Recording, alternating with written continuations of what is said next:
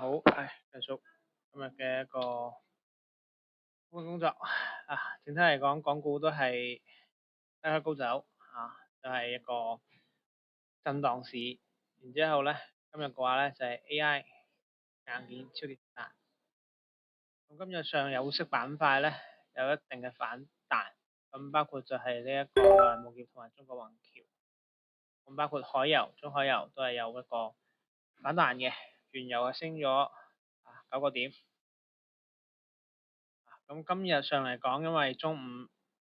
韓國嗰邊咧，韓國央行咧有講呢個原子周期咧未半導體周期咧未見頂嘅，咁變咗下晝 PCB 光通訊咧存儲咧都明顯反彈。咁而家存儲呢條線咧就明顯睇韓國嗰邊嘅政策噶啦，因為成個韓國成個國家係 all in 咗存儲呢條線嘅，all in 咗海力士同埋三星。咁三星咧亦都會有預期可能會話去美國上市。咁而家所以成個存儲呢個板塊就睇海力士同三星嘅動作。港股上嚟講咧，都係關注翻高股息，匯豐高股息，防守為主。港股而家比較跟外圍走。今日會去集中咁講下海力士同埋三星嘅財報都講咗。琴晚嗰個財報係4月份嘅。咁應該二季度嘅財報係7月22號出。咁維持 KIS 維持海力士嘅目標價係380萬嘅韓幣。咁目前今日嘅係190萬左右，即係佢仲有一倍嘅空間，咁今日上會去講翻海力士嘅一個財報，海力士下晝見咗個底㗎啦，都係可以繼續去留意。雖然佢2倍做多7709係跌咗70個點，但係因為佢正股嗰邊韓國嗰邊其實佢調整大概35個點左右，咁從一個技術形態嚟講，佢一個高位調整都係一個正常嘅，即係2倍做多嘅一個情況下，都變咗咧個回撤會做得比較大少少。咁而家都係睇觀望為主。咁琴晚係講咗呢一個超級周期嘅一個方法論。咁今日會去講下呢個應用同埋一個應用。咁今年嚟講咧，今日個新聞都係話會有一個類似於1998年嘅一個超級厄爾尼諾現象。咁基本上我哋而家都係進入咗噶啦，其實就係一個洪水嘅一個時間，整體個氣溫會偏高。夏天即係冬天肯定係會比較短。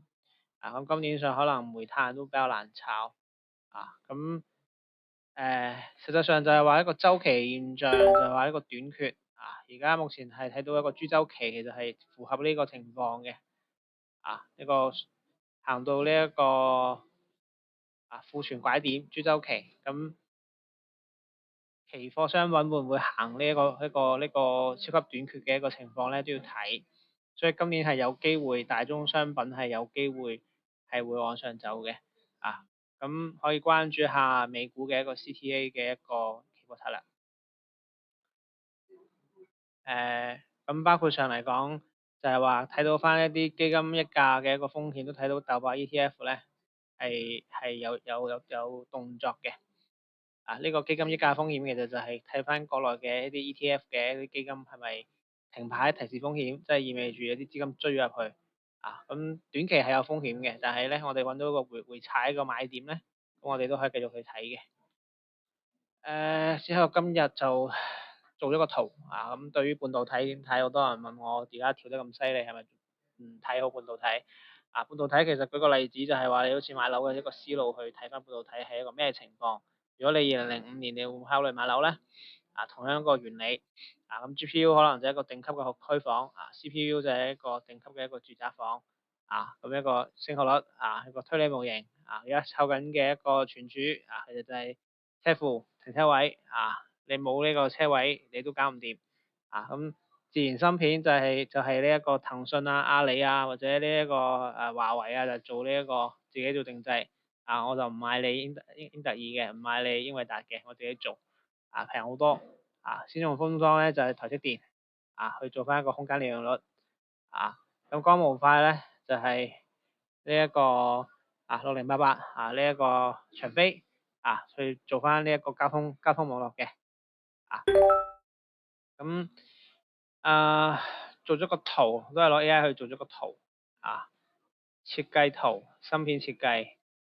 最勁嗰啲高附加值企一個先進封裝呢度台積電台積電GPU 英偉達 CPU 呢個 AMD 或者英特爾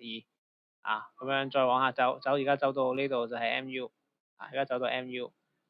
光模塊可能就係 LITE 或者係呢一個長飛長飛呢啲能源呢啲就係再後面少少光刻機就係 EVU UUV 呢啲水泥鋼筋呢啲半導體材料就係啲國產替代嘅一啲產線即係原材料原材料 A 股會好做少少。咁再講下一個投行嘅一啲持倉板，因為琴晚講咗期權做 short put 嘅一啲東西，但係實際上你要點揀股？點揀股其實你就係揀一啲優質藍籌唔會冧嗰啲，你去做 short put 係冇問題嘅，你收租啫嘛。跟住呢啲老細去收租跟住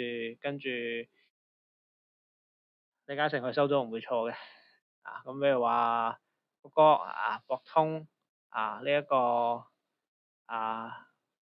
抵來呢啲公司可以買呢啲公司美光呢啲公司，你去做翻一個 short put 去做翻一個賣出期權，用賣方去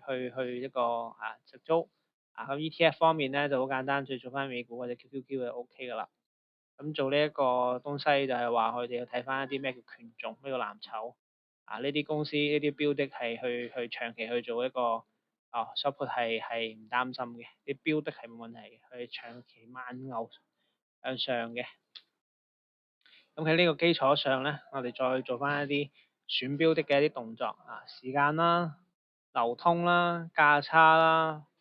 呢一個各方面咁揾一啲比較好嘅一啲買點風險位咁我哋可以做到企呢個加息週期入面，我哋可以做到年化去到30-40嘅一個方案好過好似比匯豐好過買匯豐匯豐可能6到9個點咁我哋都係可以去做到呢一個收息嘅一個動作，補充翻我哋嘅現金流咁我哋有個 SOP 嘅一個流程，咁我哋先知道佢點樣去賺到呢一個收益率出嚟。同時間做朋友時間係我哋嘅朋友，期權做賣方係同時間做朋友期權做買方就係輸俾時間嘅咁呢個就係期權嘅一個策略嘅應用，去點樣落地，即係從揀標的去到選標的嘅標準，去到同時間做朋友咁今日嘅復盤就到呢度咁對於半導體有咩問題嘅話咧，都可以非常去交流因為而家主線就係半導體，左手半導體右手嘅高股息都唔需要有其他選擇咁今日嘅復盤就到呢度多謝大家。